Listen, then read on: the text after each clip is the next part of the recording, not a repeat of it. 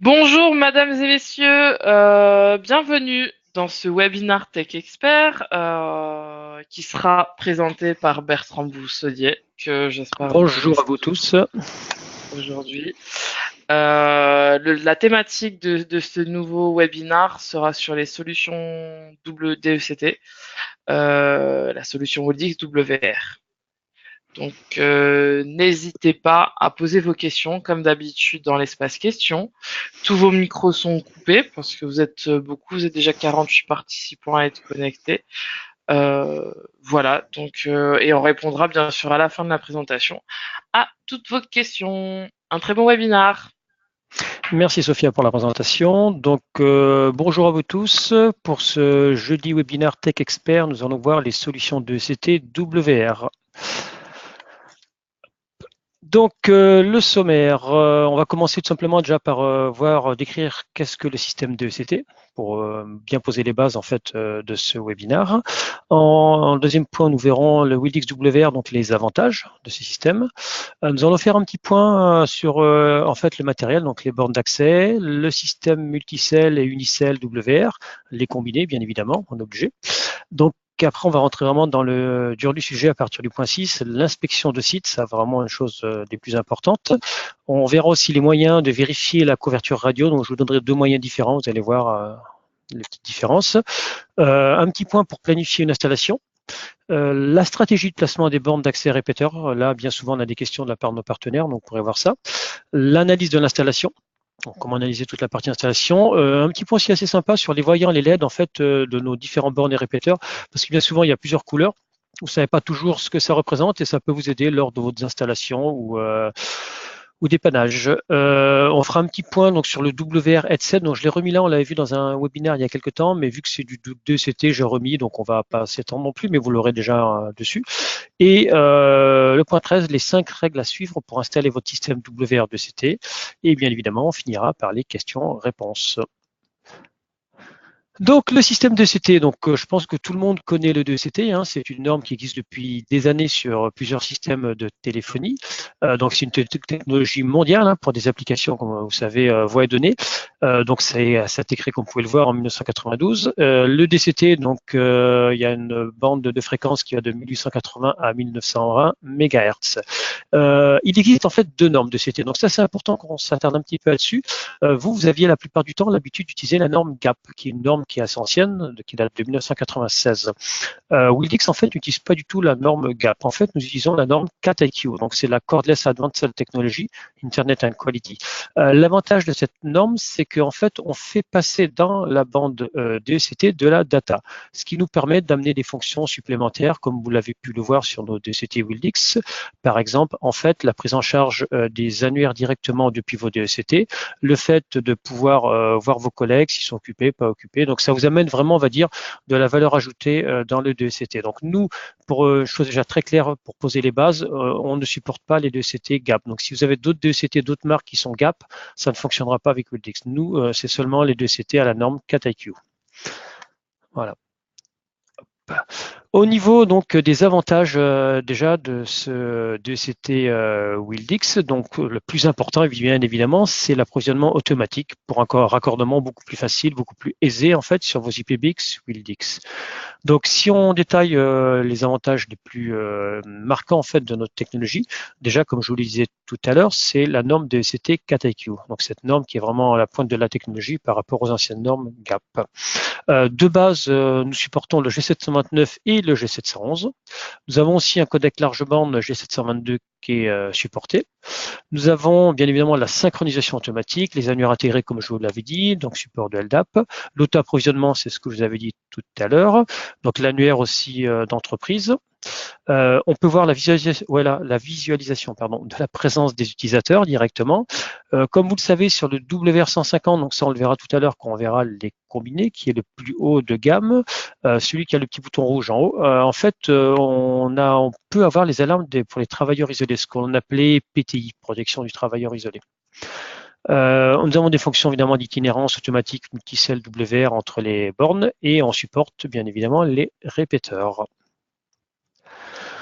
Donc, on parlait tout à l'heure des bornes d'accès. Donc, comme vous pouvez le voir, on a en fait, je dirais, 3 bornes et un répéteur. Donc, en haut à gauche, la borne, comme la plupart connaissent, mais bon, je répète, tout le monde ne connaît peut-être pas encore, la double verbase, qui est la borne la plus connue chez Wildix, qui vous permet en fait jusqu'à 8 appels simultanés, donc une borne indoor. Sur la droite, en haut à droite, en fait, c'est, on va dire, c'est la même borne que la indoor, sauf qu'elle est prévue pour être en outdoor. Donc, elle est aux normes IP55. Elle convient évidemment aux environnements chaud-froid, résiste au choc, les températures de -20 à +60, comme vous pouvez le lire. Il y a tout un tas de normes de résistance à l'inflammabilité, les rayons UV, la résistance à l'eau, à l'humidité. Donc, sinon, après, au niveau des spécifications purement WR, c'est les mêmes spécifications que la WR base. Donc, on revient à 8 appels simultanés par borne, mais vraiment fait pour être mis à l'extérieur. Tout à fait en bas à gauche, vous avez la WR base SB. Donc cette borne-là, la petite différence par rapport aux autres, donc les deux duos que vous avez vus, la base et la base outdoor, sont faites pour être mis, on va dire, dans un réseau de bornes. Vous pouvez mettre plusieurs bornes et ces bornes communiquent entre elles pour vous assurer en fait un roaming, pouvoir vous déplacer tout en communiquant dans l'entreprise où elles sont installées. La borne WRBase SB, n'a pas de roaming. C'est une borne en fait unicellulaire. C'est-à-dire que vous mettez une borne, donc c'est 8 utilisateurs maximum par borne, 4 appels simultanés, et ça sert à couvrir un bureau. On ne peut pas mettre plusieurs bornes. Ça peut servir pour les bureaux, on va dire, de petite surface ou pour couvrir seulement des points clés où les gens ont besoin de DCT seulement dans ces points-là.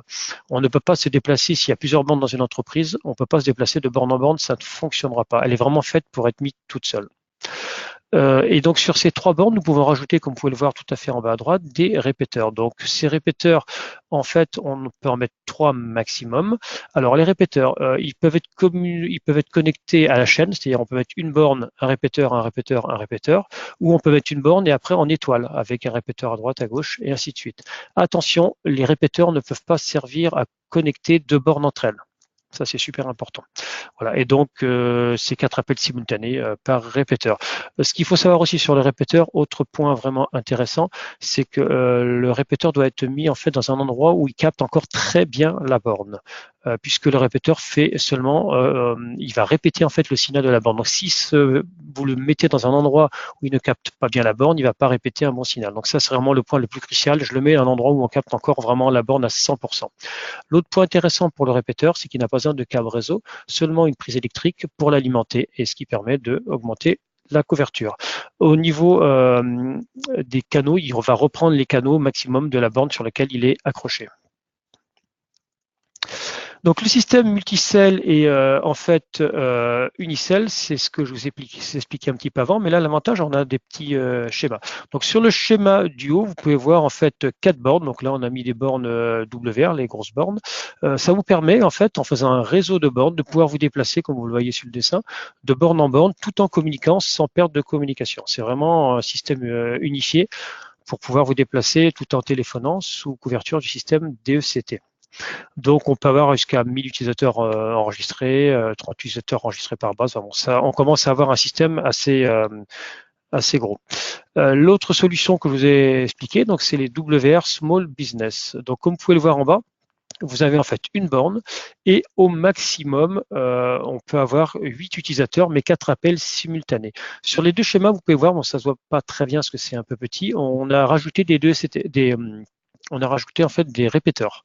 Donc bien évidemment que ce soit les WR base ou WR base extérieure ou les WR base small business, on peut bien entendu mettre des répéteurs pour augmenter la couverture. Donc à savoir que pour une WR base small business, bien sûr vous aurez le roaming entre la base et les répéteurs puisque ça reste en fait la même base. Les répéteurs ne font que élargir la couverture de cette base.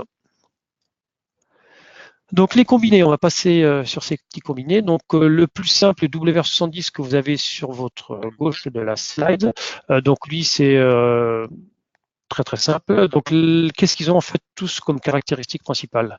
La présence, l'audio HD, les annuaires intégrés, évidemment la norme KTQ, un haut-parleur. Donc sur le WR70, vous n'avez pas une touche dédiée haut-parleur, il suffit de appuyer une deuxième fois sur la touche verte pour avoir le haut-parleur.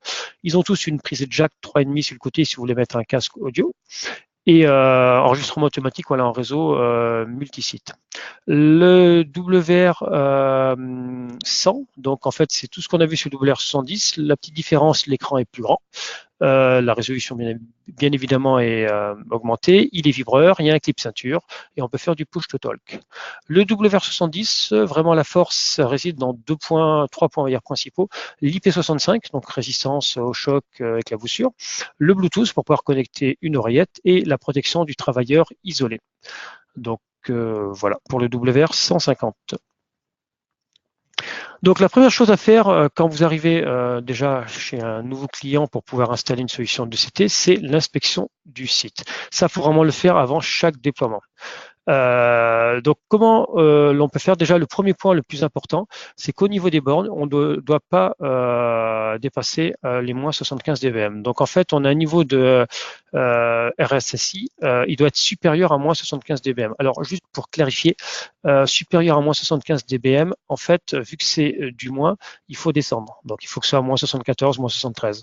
Supérieur à moins 75 dBm, c'est pas moins 80. Moins 80, c'est inférieur, vu qu'on est dans les négatifs. Donc, moins 75 dBm, c'est le plus, on va dire, le plus élevé. Il faut vraiment pas que ça dépasse ça. Et on va dire, quand vous avez votre téléphone qui est tout près, vous devriez être aux alentours de 30, quelque chose comme ça. Donc, comment l'on peut faire? En fait, il faut placer les bornes WR aux endroits souhaités, les connecter en fait en PoE, tout simplement avec un injecteur PoE, puisqu'il n'y a pas d'alimentation. On utilise bien évidemment, alors ça, un grand conseil, demander, surtout pour des sites un petit peu importants, demander un plan toujours des lieux. Et en fait, vous mettez le point où vous mettez vos bornes et on fait en fait on va le voir sur la slide d'après, le niveau pour voir comment ça fonctionne. Donc c'est vraiment fait pour des grands espaces. Alors je vous fais voir ce qui est intéressant, c'est cette slide là. Alors pour pouvoir faire le mapping sur un plan, il faut bon évidemment que la bande soit à jour, mais la version qu'on a, vous risquez plus rien maintenant. C'est une version qui est assez ancienne, il n'y a aucun souci pour toutes vos bornes, elles seront compatibles. Il faut donc que la borne soit réinitialisée, d'origine neuve ou une borne neuve. On connecte la borne, comme je vous ai dit tout à l'heure, à un injecteur, on l'allume, on va dans le menu principal du téléphone WR et on tape étoile IP étoile. En fait, c'est quoi? Vous allez dans le menu sur vos téléphones et vous tapez étoile 47 étoiles. Pourquoi 47? Parce que IP, c'est 4 et 7, c'est les touches 4 et 7. Donc là, quand vous allez taper ça, étoile 47 étoiles, vous verrez rien. Et là, la borne va remonter, en fait, le téléphone va voir la borne que vous captez. Il suffit juste de la sélectionner et il va vous donner votre niveau donc en dBm. Donc à vous de vous déplacer et de faire sur un plan un cercle pour pouvoir voir où vous en êtes. Donc ne jamais dépasser moins 75. Moi je vous conseillerais même de vous situer plutôt moins 70, moins 72. Faites attention aussi, on ne fait jamais ça. Alors ça c'est pas évident, bien évidemment. Moi je parle un peu de loin, mais il faut faire vraiment attention quand vous faites ça sur un bâtiment qui est vide et quand vous faites ça après et que le bâtiment se remplit, qu'il vous rajoute des armoires et plein de choses. Donc essayez. Autant faire ce que vous pouvez, mais essayez vraiment, si vous le pouvez, de faire on va dire la couverture quand le bâtiment est plus ou moins plein. Ça vous permet vraiment de voir, on va le voir après, ce qui peut être gênant par rapport à ça. L'autre point aussi que vous pouvez faire, c'est au lieu de faire étoile 47 étoiles, vous pouvez taper étoile service étoile. Donc c'est étoile 73 78 42.3 étoiles. Donc, c'est les touches SER, VICE qui correspondent à ces numéros-là. Et là, pareil, vous rentrez dans un menu et vous avez en fait votre niveau de RSSID pour pouvoir voir la couverture. Donc, il faut vraiment, là, comme je vous l'ai mis sur la slide, la valeur 100, c'est le pire. Donc, il faut se rapprocher le plus possible de 0. D'accord? L'autre façon aussi, c'est que vous pouvez vous connecter directement en fait dans la borne, mais alors là c'est un peu plus compliqué. Ça peut être intéressant une fois que vous avez mis les bornes pour vérifier et on peut voir en fait le niveau de réception de chaque borne et savoir sur quelle borne elle est rattachée, toujours avec la valeur dBm. Donc déjà il faut planifier l'installation. Donc, vous avez plusieurs problèmes qui peuvent être des sources, on va dire, d'erreurs et des sources de mauvaise réception au niveau du DECT. Déjà, il faut bien penser à la pénétration dans le building. Comme vous savez, quand un signal frappe en fait un mur, il peut être absorbé ou diffracté. Le problème, ça va dépendre bien évidemment de la composition des murs. Si vous faites ça dans des bureaux, on va dire modernes, où les murs sont pas épais, ça va pas trop poser de problème. Attention toutefois, vous avez souvent des portes coupe-feu. Si vous faites par exemple un déploiement dans un EHPAD, toutes les portes qui sont ouvertes la plupart du temps, c'est des portes coupe-feu. Donc moi, ce que je vous conseille, c'est vraiment de faire votre couverture en fermant toutes les portes coupe-feu. Parce que le jour où il va y avoir le feu, les portes vont se fermer, bien évidemment, c'est le but du jeu pour éviter la propagation du feu. Et peut-être que plus personne pourra se servir du DCT pour appeler. Donc là, ça peut poser un gros souci. Donc ça, faites attention à ça. Il faut aussi faire attention aux sources d'interférences qui peuvent générer des interférences en fait avec vos bornes.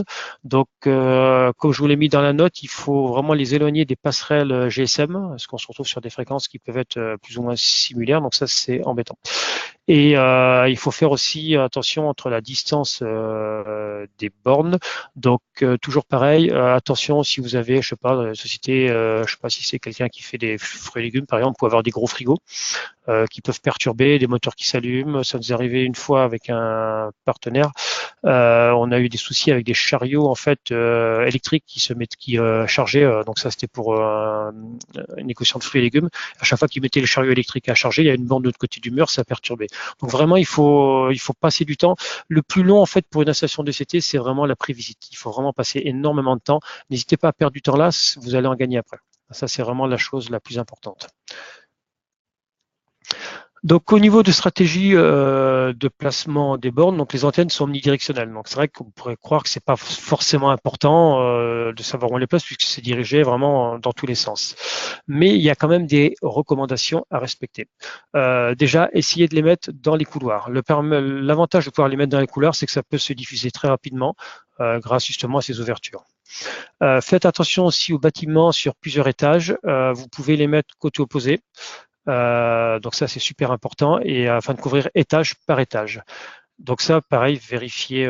Faut faire attention au niveau de. Alors, on peut passer entre les planchers, mais faites quand même attention à ce qu'il y a dans les planchers. Moi, ce que je vous conseille, si vous avez en fait un rez-de-chaussée et un étage, vous en mettez une d'un côté et vous en mettez l'autre carrément opposée, en les croisant en fait, comme ça, en faisant une sorte de Z entre les étages. Donc une borne par étage me semble, après il faut voir évidemment la taille, hein, mais au moins une borne par étage, je dirais, et ne les mettez pas les unes au-dessus des autres, essayez de les croiser.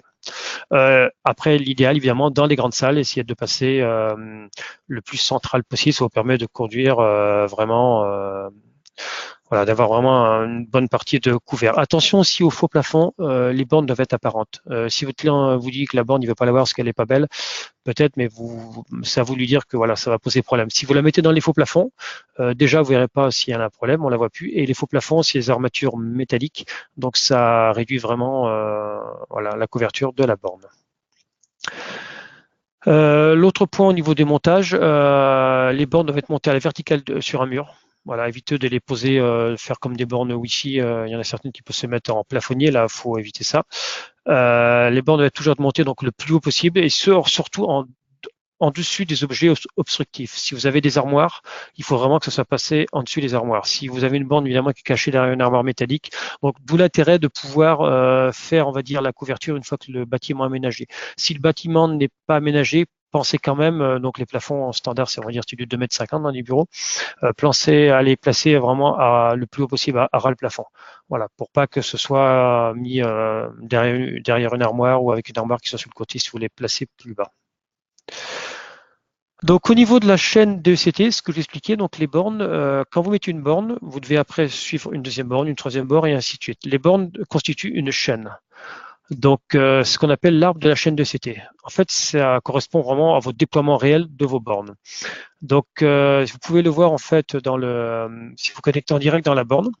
Donc, quand vous regardez sur le schéma que je vous ai fait sur la droite, la base station 00, en fait, elle est connectée à la base 08, qui elle est connectée à la 04, et après, ça va sur la 1C.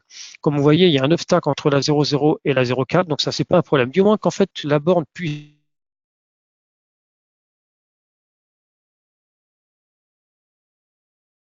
donc la cassure va être visualisée en fait dans ce tableau sous forme de réception de niveau dBm très élevé, voire même des fois vous pouvez avoir moins l'infini. Donc là, évidemment, vous perdez en fait le chaînage et ça vous casse votre chaîne DECT. Donc pensez vraiment à ça, il faut vraiment que la chaîne soit homogène. L'autre point aussi important à savoir, c'est que si la chaîne n'est pas homogène, qu'il y a vraiment une grosse différence, par exemple vous avez une borne qui a moins 80 ou moins 90, automatiquement il va essayer de reconstruire le chaînage pour, on va dire, survivre, pour que le réseau puisse survivre. Alors dans certains cas, on peut aussi figer la chaîne DECT, c'est mais ça, il faut qu'on le voit ensemble. Il faut vraiment le faire avec des points précis.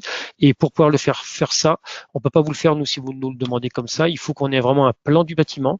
Et sur ce plan du bâtiment, il faut qu'on ait visualisé chaque borne avec soit l'adresse MAC, soit l'adresse IP, qu'on puisse savoir quelle borne est à quel endroit, ce qui nous permet de reconstruire manuellement une chaîne de CT. Normalement, la norme, enfin on va dire l'idéal, c'est que la chaîne se construise toute seule automatiquement. Voilà, ça c'est vraiment super important. Alors, je vous ai mis ce petit tableau là au niveau des, enfin ce petit résumé au niveau des voyants des LED pour tout ce qui est borne d'accès B et répéteur. Ça vous permet de savoir vraiment quelles sont les étapes pour chaque borne. Donc, alors quand je vous dis la borne d'accès multicell, c'est que ce soit à l'intérieur ou à l'extérieur, c'est exactement la même. Donc, vous avez trois voyants, mauve, rouge, bleu. Donc, mauve, elle démarre, rouge, erreur de configuration, et bleu, la borne est configurée et enregistrée sur le PBX. Pour la small business, ça sera orange, rouge et vert, donc les mêmes problèmes. Et les répéteurs, donc il y a plusieurs choses. Le voyant vert peut être avec une double pulsation, ça dépend si clignotant vert pendant le processus de connexion, quand l'enregistrement est au niveau basique. Enfin, il y a vraiment plusieurs niveaux, donc ça peut être important pour vous. Voilà. Donc ça, gardez-le, ça peut vous servir pour savoir où vous en êtes quand vous installez des bornes. Donc le casque WR2CT, comme vous le savez, ce casque donc se connecte directement sur nos bornes. L'avantage de se connecter directement sur nos bornes, c'est qu'il vous permet de vous promener dans toute l'entreprise sous la couverture de CT, comme si vous aviez votre téléphone de CT à la main. Donc, considérez ce casque-là non pas comme le casque que vous avez sur votre bureau qui peut vous servir à être connecté à votre téléphone ou à votre ordinateur. C'est vraiment comme un combiné, comme si vous aviez un combiné, sauf que voilà, il est connecté directement en DECT sur nos bornes. Donc, bien évidemment, il est CAT-IQ. Il supporte le DCT multicellulaire, ça veut dire qu'il peut se promener entre toutes les bornes sans perdre la communication. Décrochage, raccrochage sur le côté comme la plupart des casques. Vous pouvez contrôler le volume. Voilà, autonomie, donc c'est jusqu'à 7 heures, ce qui est déjà pas mal pour un casque de ce type-là. Donc audio HD, micro anti-bruit et ainsi de suite. Donc ça c'est assez sympa. Donc une fois que votre casque est enregistré sur la borne, en fait tout simplement, le casque s'enregistre toujours sur des bornes qui sont en 4x0. Ça c'est une chose importante à savoir. Et une fois que vous avez fait ça, en fait, vous allez dans le menu principal de votre collaboration, vous faites ajouter un appareil, donc Add Device là, sur cette copie d'écran qui est en anglais, désolé. Voilà. Après, vous sélectionnez en fait votre casque WR et on vous demande le code d'appareillage. Il vous suffit de rentrer le code d'appareillage et il vous dit activer merci au niveau du casque directement. Donc, vous verrez, c'est pas très compliqué à appairer et ça c'est vraiment un bon complément avec les trois combinés WR que vous avez vus là, le 70, 100 et 150. Ça permet vraiment d'être pratique. Je sais qu'on en vend nous pas mal à des personnes style des caristes, vous savez, qui conduisent des petits chariots là, dans les entrepôts. Ça leur permet de répondre, de raccrocher et de pouvoir communiquer tout en roulant sur toute la couverture voilà, du système DECT. Donc les 5 règles à suivre vraiment pour installer votre système DECT WR. Premier point déjà, c'est éviter le métal. On n'installe pas des bases et répéteurs proches ou entre deux colonnes en métal. Ça, on le voit souvent dans des hangars où il y a des charpentes métalliques. Ça, c'est impossible. Ça va vraiment atténuer. Si vous mettez la borne juste derrière une poutrelle ou à quelques mètres derrière, c'est foutu. Éloignez-les vraiment un petit peu. Donc, on ne les installe pas, les bornes et répéteurs, pareil, sur des piliers en métal. Ça, c'est pas possible. Si vous fixez une borne sur un pilier en métal, avec le métal, ça va vraiment perturber les ondes. Ce que je vous conseille, si vous avez vraiment pas le choix, débrouillez-vous à faire en fait un déport pour déporter la borne d'au moins, je dirais, peut-être 50 cm de ce pilier, mais on ne la fixe jamais sur un pilier métallique. Et voilà, puis évidemment, il ne faut pas hésiter à multiplier les bornes pour améliorer le signal, ça vous le savez tous, malheureusement, on n'a pas trop le choix. La deuxième règle, en fait, c'est qu'il faut minimiser le nombre d'obstacles entre les bases ou les répéteurs. Donc, il faudrait installer les bases et les répéteurs de sorte qu'on puisse tracer, on va dire, une ligne droite entre eux. On préconise une distance entre 30 et 40 mètres entre chaque base. Voilà. Attention, ce que je vous mets ici, sans oublier les spécificités architecturales de la structure, qui pourraient vraiment réduire les distances. 30-40 mètres, c'est, on va dire, c'est le meilleur des mondes, mais faites attention qu'il n'y ait pas une porte coupe-feu ou chose de métallique entre-temps, ou des murs voilà, avec des armatures dedans, ça peut évidemment réduire la distance. S'il y a des objets en hauteur, placez les bases, comme je vous ai dit tout à l'heure, plus haut de sorte qu'il y ait plus d'objets en fait entre les bases et les répéteurs. Ça, c'est typiquement si vous avez une armoire, si vous avez dans des usines où ils ont du stockage un peu en hauteur là, sur des voilà. Donc ça, pareil, essayez de les placer vraiment dans des endroits stratégiques. Donc si vous tombez dans des usines où il y a ou même tout simplement des stockages, où vous avez des grandes rangées avec des étagères métalliques où ils stockent, mettez-les dans les rangées. Voilà, c'est pas toujours évident, mais bon, il faut essayer ça. Et en général, où est-ce que je vous mettais les bornes doivent être placées au moins à 2 mètres du sol. Voilà, je dirais entre 2 et 3 mètres, c'est l'idéal. Alors attention aussi, évitez dans les grands hangars de mettre une borne à 8 mètres d'eau. Ça sera pas forcément l'idéal. Alors c'est vrai que ça permet de bien arroser le hangar. Déjà, le souci, c'est que si la borne un jour tombe en panne ou s'il y a un souci, il faut pouvoir y monter très facilement. Si vous devez louer une nacelle à chaque fois, ça pose problème. Donc ça, c'est important. Mais je dirais que le prérequis, ça serait entre 2 et 3 mètres, ça serait l'idéal. La règle numéro 3, déjà, il faut éviter les interfaces avec les autres signaux. Donc, il faut éviter de mettre les bornes ou les répéteurs proches de sources d'interférence, micro-ondes, appareillages électriques, ce que je vous disais tout à l'heure, là c'est vraiment le point crucial, on a déjà eu plusieurs fois le cas, les chargeurs électriques des gros chariots là dans des usines, ça c'est un peu de haute tension, enfin haute tension, c'est du 380, mais voilà, ça perturbe énormément. Le tableau transformateur, dresseur, voilà, donc ça c'est classique. Il ne faut pas installer évidemment les bornes répéteurs dans une baie, dans une armoire de brassage, parce qu'évidemment, il est conseillé d'éviter le métal. Donc, si vous la mettez à l'intérieur, j'en ai vu, à l'intérieur des baies de brassage, là, évidemment, c'est métallique, vous réduisez énormément. Donc, pourquoi pas la poser dessus si vraiment vous n'avez pas d'autre choix, mais surtout pas à l'intérieur. Le point 4, on ne peut pas interconnecter deux bases stations à l'aide de répéteurs. C'est ce que je vous disais en fait. S'il y a deux bases qui sont trop loin, on ne peut pas mettre un répéteur au milieu pour les interconnecter. Ça ne marchera pas du tout. Donc, par contre, il faut bouger les bornes pour qu'elles puissent se voir. Bien évidemment, on peut connecter 3 répéteurs en chaîne. Un répéteur doit être placé au moins à 10 mètres de la base de sa base. Ça, pareil, ça reste théorique. Attention, évidemment, s'il y a autre chose qui perturbe le signal et qui vous oblige à le mettre plus près. La règle 5, il faut étudier la couverture. C'est vraiment la chose la plus importante. Étudier la couverture et vérifier la valeur. Donc, tous les téléphones WR supportent le mode site survey, donc vous pouvez, vous pouvez utiliser un WR 70, 100 ou 150 avec le étoile 47 étoiles et vraiment faites la chose. Juste pour vous dire, on a eu encore un partenaire il n'y a pas très longtemps qui a mis des bornes, il me semble que c'est une maison de retraite, donc ça marche pas très bien, c'est pas catastrophique, mais j'en ai 2-3 qui sont pas bien sur une quinzaine de bornes. Et en fait, j'ai demandé à mon partenaire comment il avait fait pour faire la couverture et il m'a dit, ben non, je n'ai pas fait que la couverture, c'est l'architecte qui m'a obligé de mettre les bornes à tel ou tel endroit. Donc, je ne sais pas si l'architecte est expert en DECT, mais bon, en tout cas, ça marche pas très bien. Donc, ne vous fiez pas, ça peut être le client ou l'architecte, comme c'était le cas là, qui vous oblige à mettre des bornes à des endroits précis. Si vous ne faites pas évidemment la couverture, vous ne pourrez pas lui dire oui ou non. Donc, faites vraiment la couverture, demandez un plan de masse, marquez sur le plan de masse, faites la couverture. N'oubliez pas de noter quand vous aurez installé les adresses MAC sur le plan, ça permet de revenir facilement dessus. Et s'il ne veut pas, c'est vous qui avez le dernier mot, de toute façon, parce que ça ne marchera pas. Donc vraiment, j'insiste là-dessus. Perdez du temps au début à utiliser un plan de masse, à mettre au bon endroit, surtout quand c'est des bâtiments très grands. Quand c'est des petits bâtiments, il n'y a pas forcément l'utilité, mais quand c'est des bâtiments plus grands, vraiment perdez du temps. Quitte à perdre une demi-journée ou une journée, vous verrez que vous allez le gagner après. Et on est d'accord, moins 75 dBm maximum. Donc on va dire qu'il faut tendre vers les moins 70 en dessous. Voilà. Donc bon, là il y a un petit schéma qui vous explique ce que je viens de vous expliquer. Ça, vous pourrez le regarder tranquillement. S'il y a des questions, on pourra y répondre. Les questions, justement. Donc je vais revenir dessus. Je ne sais pas, je pense que vous devez avoir quelques petites questions. Je suis Bertrand et il y en a quelques-unes. Allez, je t'écoute. Alors, on avait une question de Elvino. Alors, je ne sais pas si je le dis très bien. Mais c'est au début, est-il possible d'annuler l'autonégociation des emprunts? Oui, bonjour, donc Guino. Donc en fait, c'est ce que j'expliquais tout à l'heure. Normalement, il faut que les antennes puissent se voir, comme je te l'ai expliqué, dans la norme maximum des moins 75. Donc on va dire entre moins 70 moins 75. Ça, c'est vraiment la norme. Ça, c'est vraiment le point crucial parce que on peut toujours faire des choses. Je pourrais, oui, les mettre en mode manuel, essayer de les accrocher, mais il faut que tu me donnes un plan complet.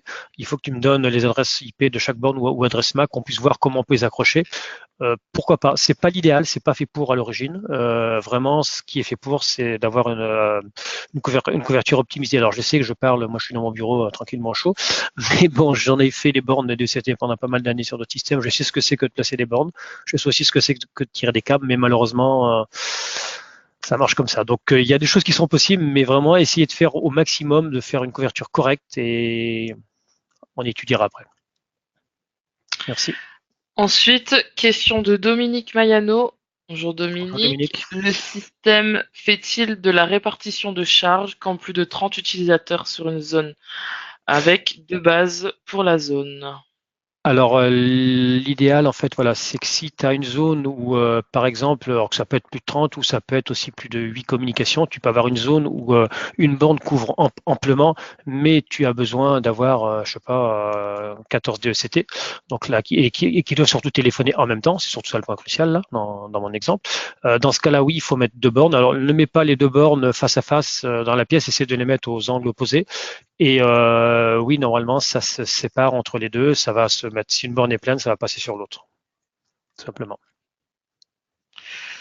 Très bien. Ensuite, on a Thierry Jupin qui demande si on peut mettre d'autres DECT 4IQ type Gigaset. Alors, nous, on supporte nos deux CT, ça c'est sûr, parce qu'il y a l'auto-approvisionnement, tout ça. Donc, je dirais, donc, à l'origine, si c'était du gap, ta question, j'aurais dit non de suite. Là, tu me parles de 4IQ Gigaset, typiquement, j'ai jamais essayé. Moi, je te le déconseille pour deux points principaux. Déjà, tu vas galérer à le faire. Si ça marche, je suis même pas sûr que ça va marcher. Ça, c'est le premier point. Et le deuxième point, je te le déconseille parce que je les vends pas. Donc, je préfère que tu achètes les miens. Voilà, c'est pas bien, mais bon. Et je suis honnête.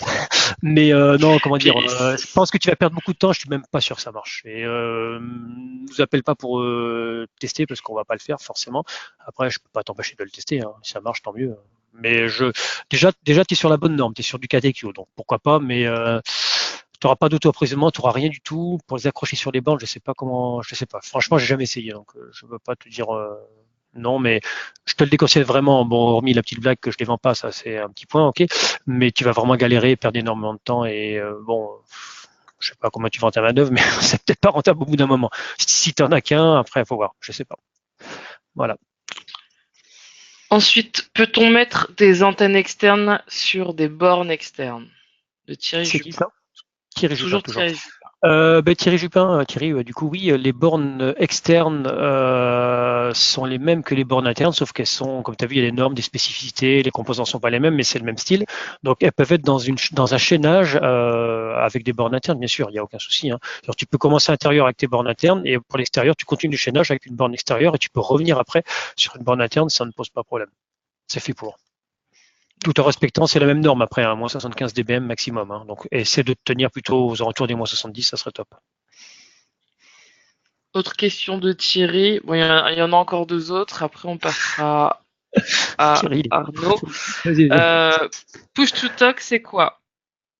Push to talk, ça te permet, c'est la fonction un petit peu talkie-walkie. Donc, regarde dans nos docs, c'est écrit, ça te permet d'appuyer et de faire une sorte de talkie-walkie entre deux postes, tout simplement.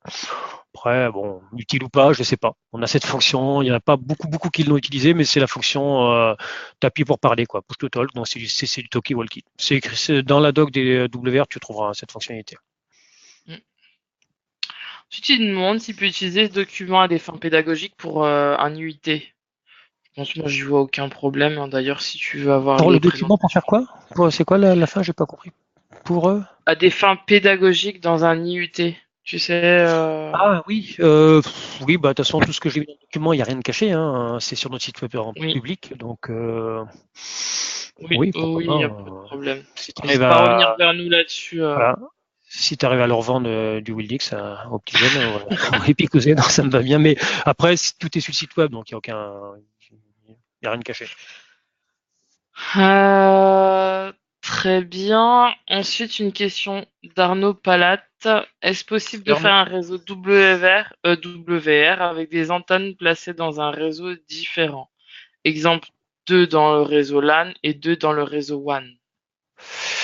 Alors il faut qu'elles puissent se voir, que le PBX puisse les voir, ça déjà. Si elles sont provisionnées sur le PBX, c'est-à-dire si tu arrives à les voir dans la partie provisioning du PBX, donc ça peut être faisable puisque tu peux avoir une patte du PBX sur le WAN, une patte sur le LAN.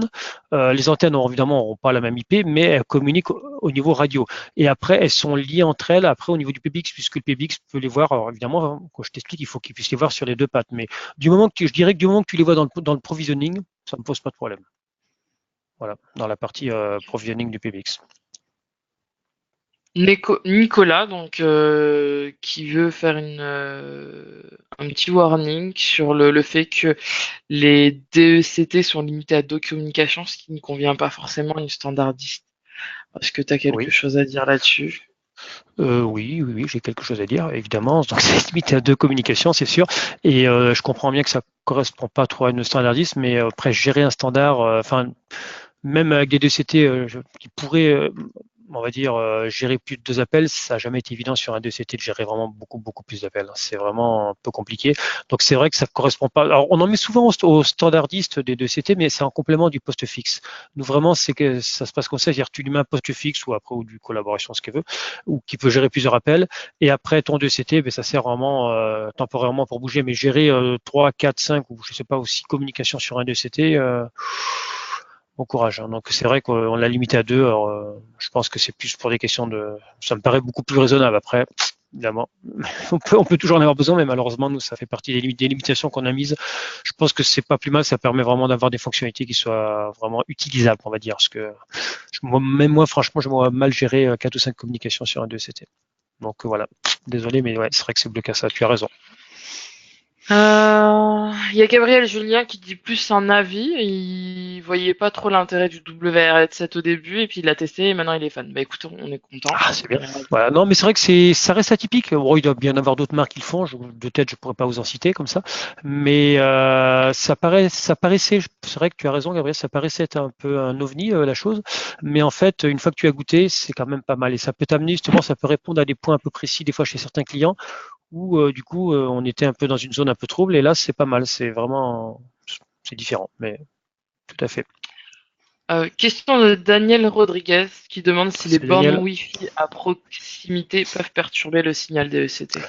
Alors, tout dépend de ce que tu appelles la proximité, en fait, tout simplement. Je dirais que si tu l'amènes sur un câble double et que tu les éclates et que tu les poses côte à côte, c'est pas l'idéal. Normalement, on n'est pas tout à fait sur les mêmes bandes de fréquence, mais bon, c'est pas l'idéal. Ça, c'est clair. Je dirais que pour être tranquille, c'est parler d'au moins 2 mètres, je dirais 2-3 mètres minimum, minimum, quoi, voilà, pour être tranquille. Mais de toute façon, quand je dis j'en parlais dans mes stats, c'est vraiment toute source d'interférence, que ce soit la machine à café, que ce soit voilà, c'est des petites choses qu'il faut vraiment séparer. Après, on a toujours des contraintes en local, mais voilà, faut essayer. C'est de le mettre dans la cuisine. Gabriel encore me demande si on peut faire une étude avec une borne SB. Alors, oui, tu peux faire une étude avec une borne SB, mais après, ne mets pas des bornes les grossières. Si tu fais l'étude avec des bornes SB, il faut que tu fasses la vente avec des bornes SB chez ton client. Donc, si tu vends chez ton client des grosses bornes, les double base, ne fais pas une étude avec une SB parce que même si elle capte bien, l'SB ne capte pas pareil. Ça, c'est sûr et certain. Donc voilà, il faut faire l'étude vraiment avec le type de base que tu vas mettre. Mais si tu as besoin de mettre une SB chez le client, que tu veux quand même vérifier si ça capte bien avec une borne, puisque tu peux en mettre qu'une, bien sûr, tu peux le faire l'étude aussi avec. Mais le point principal, c'est tu fais l'étude avec le type de bande que tu mettras après. Alors que ce soit les double air bases ou les bases extérieures, elles captent pareil. Il n'y a pas vraiment très peu de différence, par contre. D'accord. Merci. Question de Thierry, voilà. Quelle est la différence de couverture entre WR et WRSB? C'est Thierry. Donc en fait, la différence déjà, quand tu vois la borne, elle est quand même un petit peu plus petite. Je peux pas te dire. Après, ça va. Je dirais théoriquement. Alors si on prend pas en compte du tout le problème de l'environnement, si tu le mets en extérieur ou en champ libre, je dirais que tu as peut-être 20% de différence. Tu vois, c'est quand même pas la même taille de borne, à peine. Après, ça dépend. Mais en interne, ça va vraiment plutôt dépendre, tu vois, de ta couverture, enfin, plutôt des murs, des interférences. Mais forcément, elle capte un peu moins bien, ça c'est sûr. Après, je peux pas te donner de chiffre exact, mais je dirais comme ça de tête, ça serait comme aux alentours de 20%, je pense, par rapport à la forme de la borne. Ensuite, question de Daniel Rodriguez. Pour du multisite, peut-on les mettre sur le même réseau WR pour passer d'un site à l'autre avec le même DECT? Bonjour Daniel. Alors en fait, ça dépend ce que tu entends par multisite. Si par exemple, je sais pas, tu prends trois écoles, voilà, tu as un PBX physique sur une, enfin physique ou virtuel, peu importe, sur une école, et sur chaque école, ils ont besoin d'avoir une couverture WR et ils ont besoin évidemment de se promener avec les deux ECT. Donc tu as la solution la plus simple, enfin la plus simple. C'est bien un grand mot. Il faudrait que toutes les bornes puissent se voir en fait sur le même réseau, c'est-à-dire qu'il faut que tu aies entre les trois écoles le même réseau, qu'ils puissent se voir dans la même plage d'adresse IP. Donc voilà, il faut créer ce qu'il faut entre les deux, entre les trois. Et en fait, normalement, quand tu scannes sur ton PBX principal, tu devrais être capable de voir les bornes en provisionnement automatique, elles devraient pouvoir monter. Donc si tu vois les bornes des trois écoles, par exemple, là, en provisionnement automatique depuis ton PBX principal, elles sont sur le même réseau, et là, c'est faisable. Il faut rajouter, quand tu montes au réseau WR, l'IP de la borne maître, et tu peux te balader puisqu'après c'est le même réseau. Donc tu crées donc un seul réseau WR, tu les enregistres à l'endroit où tu veux et après qu'elles soient sur un site ou un autre, pour elles sont dans le même réseau. Mais c'est important, le point vraiment le plus crucial, il faut que tu puisses les scanner en auto-provisioning surtout, c'est ça. C'est là que ça va nous dire si elles se voient vraiment bien sur le même plage d'IP. Voilà. Très bien. On a aussi une question de Fanny Jouvet qui demande si on peut parler de la compatibilité des DECT ASCOM avec la norme ATEX. Ce qu'on peut faire, c'est Euh, on va alors peut-être je pas peux aller te dans le parler détail de parce que on va disons. essayer de faire un webinar avec ASCOM, mais Ouais, juste pour vous dire la compatibilité des deux CT ASCOM avec de la TEX, donc ça ferait plutôt voir avec ASCOM qui sont des deux CT à TEX, mais il me semble que oui. Nous, on a une documentation qui doit être disponible sur notre site web, sinon on vous la mettra à dispo, qui explique comment connecter justement cette partie ASCOM avec Wildix. Donc profiter, on va dire, de DCT à TEX sur du Wildix. Et comme disait Sophia, donc il y aura un webinar. Il est prévu quand, Sophia, le webinar? Tu n'as pas de il n'est date pas peut-être prévu. pour l'instant? Enfin, on est au téléphone, on est en train de caler une date, donc ce sera pour D'accord. 2019. Hein, Donc voilà, il y aura plus d'informations là-dessus, mais il y a des possibilités, oui, en effet. Ensuite, question de Arislan Sabah-Ngolo. Bonjour, les fréquences des répéteurs sont configurées automatiquement ou pas? Salut Arislan. En fait, les fréquences du répéteur, le répéteur répète ce que tu as à la borne, donc il utilise la même fréquence, ça change rien si tu veux. Une fois que ton répéteur est connecté sur la borne, c'est comme si ta borne, on va dire, captait plus loin. Donc c'est vraiment la même chose que ta borne. Donc il n'y a pas question de configurer des fréquences ou quoi que ce soit. C'est vraiment automatique. C'est la même chose que ta borne. C'est pareil. Donc voilà. Ensuite, question de Thierry, voilà. Sommes-nous limités sur le nombre de répéteurs sur l'installation système ou uniquement par rapport aux bornes de ECT? Salut Thierry. Oui, il y a une limitation. Je vais revenir en arrière sur mes slides. Hop, ça doit être alors, attends, je te retrouve ça. Il me semble que c'est écrit là, voilà, sur celle-là. Hop, je la remets en plein écran. Donc, on est limité sur les WR bases jusqu'à 100 répéteurs par système, et sachant qu'on peut avoir 250 bases par système. Donc il y a une petite limitation, tu vois, c'est pas 250 x 3, parce qu'on serait beaucoup plus, on sera à 750. Là, en fait, c'est 100 répéteurs par système. Voilà. Et ben voilà, parce qu'après, sur les SB, de toute façon, c'est qu'une borne et tu peux mettre que 3 répéteurs. Donc il y a quand même une limitation, oui, tout à fait. Très bien. Question de Nadine. C'est toujours avec le même profil utilisateur que je me connecte au DECT, aussi bien que sur l'app, sur le poste fixe, sur Ouais. l'application, ou les utilisateurs DECT ont des profils différents. Non, non, non, en fait, en Wildix, donc chez Wildix, on va dire qu'on marche en termes d'utilisateur.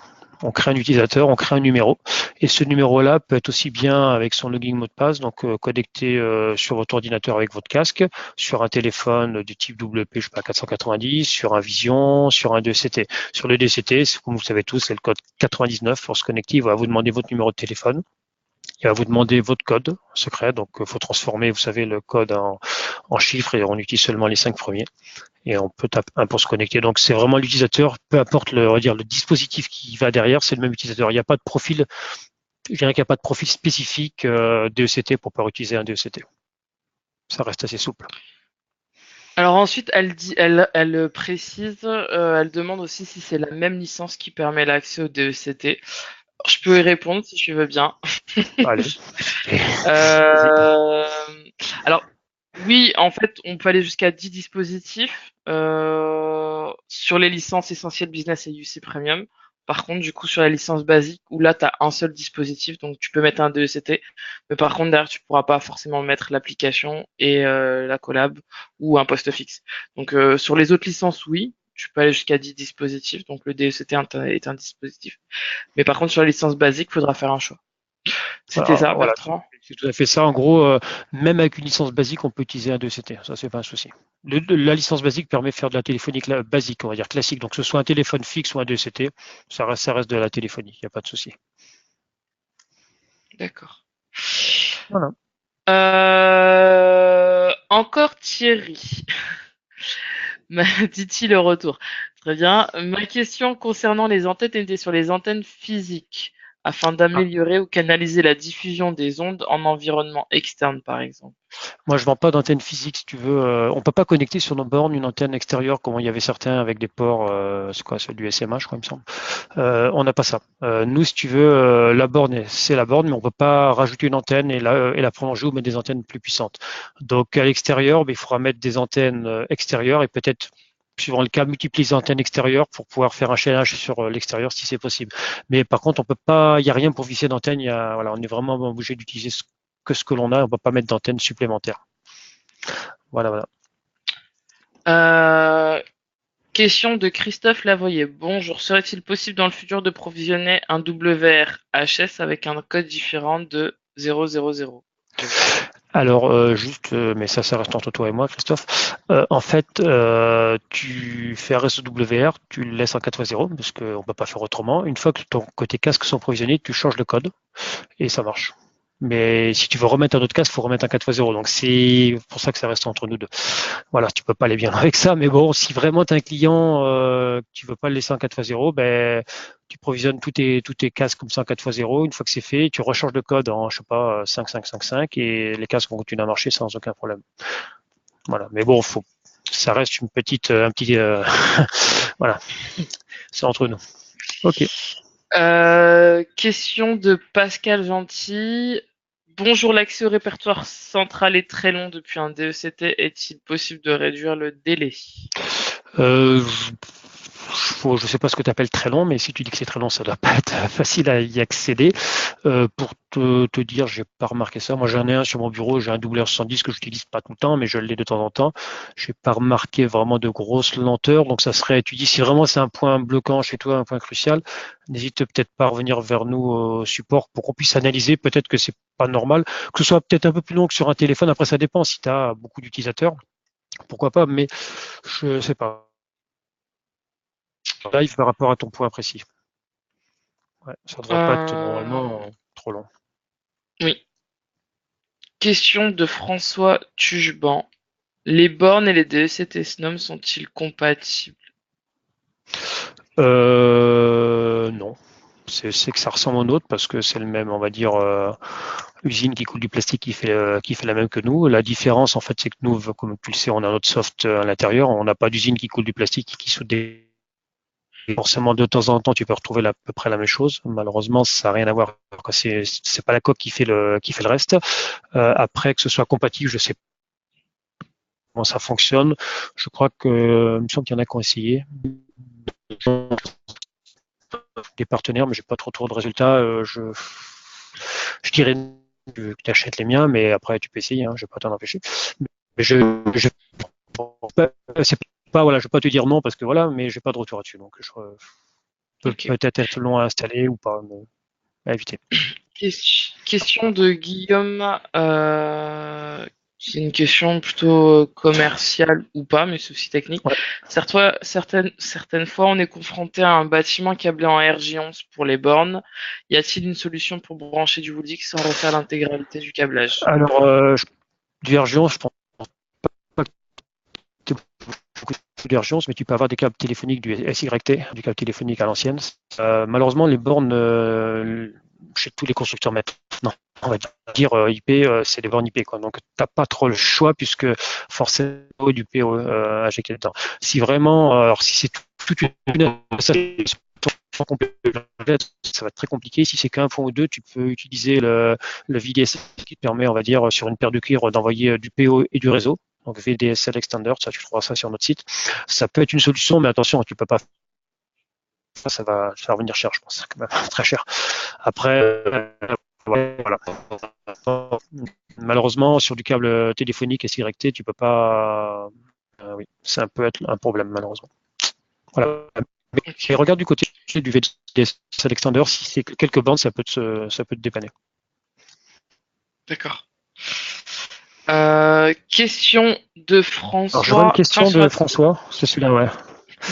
Ouais, par rapport à la vidéo, en fait, c'est ça que tu voulais. C'est ça. En fait, sur un portier, on est en train de le tester nous ici, là, pour ne rien vous cacher, j'attends le vendredi prochain, il y a Castel. Ça va arriver. On va faire un petit post Facebook là dès qu'on aura tout mis en place. On a déjà avancé sur certaines choses. D'ici la fin de l'année, qu'on puisse vous sortir ce post Facebook, vous aurez toute la manipulation pour pouvoir le faire. Mais j'attendais un portier en fait qui me manquait là pour vraiment le vérifier. Donc voilà, ça arrive en fin de semaine prochaine. Voilà. Donc je vous tiendrai au courant. Vous serez prévenus sur Facebook. Il n'y a pas de souci. Samuel demande si comment se fait l'alimentation des bornes électriques PoE. Alors, tout ce qui est borne WR base et WR base extérieure, c'est que du PO, tu n'as pas le choix. Si tu n'as pas de PO, ton câble réseau, parce que tu n'as pas de PO derrière, tu peux mettre un injecteur PO, pourquoi pas, ça c'est du classique. Hein. Les bornes WR SB peuvent être soit l'alimentation externe, en fait. Voilà. Question de Yann. Comment transitent les communications dans une installation multiborne? Tu peux répéter, Sophia, s'il te plaît? Comment transitent les communications dans une installation multiborne? Alors, ça peut être très vaste la question, mais je sais pas. Savoir déjà, dans une installation multiborne, il y a une sorte de roaming entre les bornes. C'est-à-dire, je peux commencer une communication sur une borne, je peux me déplacer dans toute la couverture du bâtiment, si elle est bien faite, sans perdre la communication et sans qu'il y ait aucune coupure. Donc, c'est vraiment le principe du roaming voilà, sur le réseau. Je pense que c'était ça la question. Alors, il y a d'autres questions, mais on va terminer avec celle-ci. Comme on vous l'a expliqué, enfin, comme Bertrand va vous le dire, c'est une thématique qui va être traitée aussi pendant Unicom. Donc, on termine avec cette question, et puis à Unicom, vous aurez beaucoup plus d'informations et on poussera un peu plus loin le sujet. Que, comme vous voyez, pose beaucoup de questions, beaucoup d'interrogations de tous les partenaires, même les plus les plus expérimentés. D'où l'intérêt de faire ce type de formation. Alors, dernière question de Gérald, question de protocole. Sur les futures versions 3.89, le protocole TLS sera toujours le protocole par défaut, ou l'UDP sera prévu. Problème récurrent du NoCIP-Reg. Alors, depuis, c'est vrai, pas mal de temps, trop longtemps, on dira qu'on a du souci avec le TLS sur les bornes. Donc, on vous passer en fait en UDP. Le fait de passer en UDP fait fonctionner normalement. C'est vrai que c'est préférable, c'est toujours plus sympa d'avoir du TLS. C'est prévu, je pense, à mon avis, l'année prochaine maintenant, à la fin d'année, ça va être un peu tendu, je sais pas. Peut-être fin d'année, mais plutôt l'année prochaine. Et donc, nous, le but, de toute façon, chez Wildix, c'est d'avoir, on aura du TLS partout, ça c'est sûr et certain. Voilà. Très bien, on va clôturer ici. Le prochain webinar, on n'a pas encore défini la date, la thématique, je pense, Bertrand. On en discutera ensemble la semaine prochaine. Non, et surtout, on a Unicom à venir. Voilà. Ce sera courant décembre, puisque le mois prochain, il y aura Unicom. 3 jours, 3 jours d'informations techniques. Je te laisse conclure. Voilà, donc merci beaucoup. Donc comme vous avez pu voir, ce webinaire WR en fait pose pas mal d'interrogations. Donc n'hésitez pas à venir nombreux en fait à Unicom. Ça fait partie des thématiques d'Unicom. On va passer en tout cas. Là, on pourra se parler, on pourra en discuter en face-to-face. Le but du jeu d'Unicom, c'est vraiment ça, c'est vraiment pouvoir avoir des échanges avec vous, des remontées de terrain et pouvoir vraiment discuter en point à point sur sur ces petits, voilà, sur ces points. Et donc, je vous invite, vous avez toutes les informations pour Unicom qui sont sur notre site web. Voilà. Très bien, une très bonne journée, messieurs, et à Merci bientôt. à vous. Merci, au revoir. Merci Bertrand. Bye.